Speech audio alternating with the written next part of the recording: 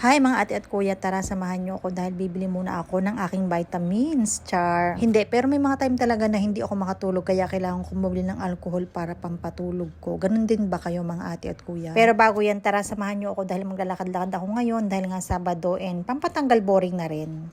So guys, para ka lang nasa Pilipinas, oh. May sabit-sabit, ganyan. Ayan. Yan oh, may mga ganyan din. Ayan, so papunta nga pala ako ng Bukid Bintang kasi magandang maglakad-lakad doon.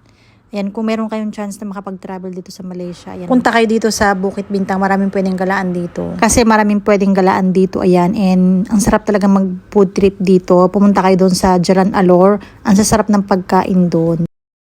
So, dito pa lang, ayan, habang naglakad kayo dito, marami kayong makikita mga restaurant, mga street foods na hindi nyo pa natatry siguro.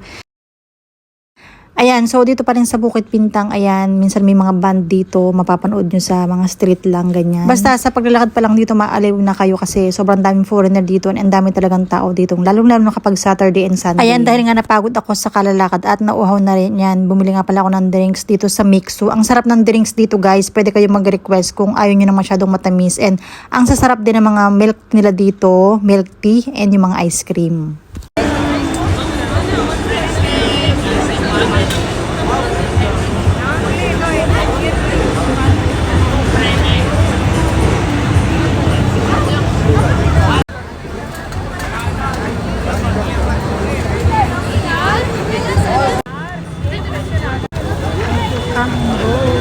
Kinabukasan naman, so maghahanap nga pala kami ng sofa at habang naglalakad nga kami dito, ayan, bigla ko naman nakita tong Korean surplus. So wala lang, gusto ko lang tingnan and hindi naman ako bibili dito kasi yung mga style ng binibenta nila dito is mga old style na ganyan. And yung presyo naman ay medyo mahal din, o diba? Di bibili na lang ako ng bago, diba? May nakita ka rin pala ako ditong nagbebenta ng damit, ayan, ang mumura lang. May 10 ringgit, may 20 ringgit.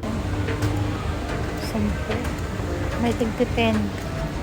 Kalalakad ko nga dito, ayan, napagpad ako dito sa isang bakery na yan, ayan. So, feeling ko masasarap yung mga tinapay dito, kaya gusto kong itry. Pero, syempre, isang piraso lang yung bibilhin ko dito. Bali, yung nagustuhan ko nga pala ditong bilhin ay itong egg tart. Ayan, isang piraso lang yung binili ko. Ayan, may nakita nga rin pala ako dito mga cake. Ang gaganda ng design. Pwedeng-pwede to kapag may birthday. Ayan, at ang mumura lang ng mga cake nila dito. Compare sa ibang bakery. Ang Portuguese egg tart. Ayan, parang